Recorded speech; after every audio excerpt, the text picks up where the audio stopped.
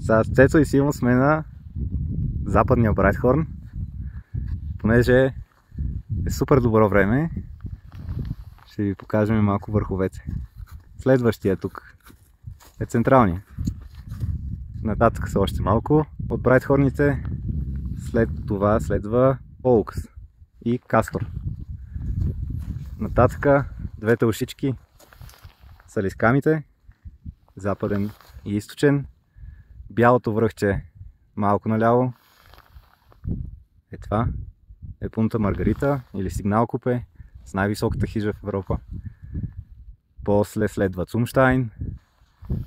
После острото връхче. Кое беше?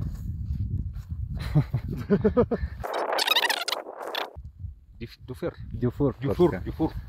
След което е пак още един много висок Нордент и двата над 4600.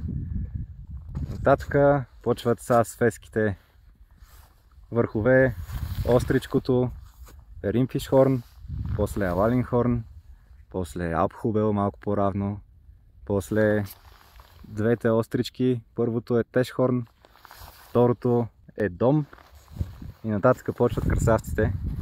Истинските красавци. Вайсхорн отдясно, в средата е Циналротхорн, Обергабелхорн, Дент Бланш, големия красавец Матерхорн, Тублерона.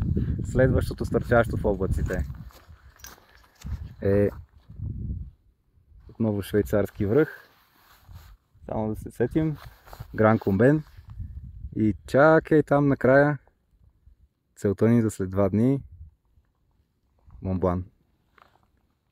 Чудно.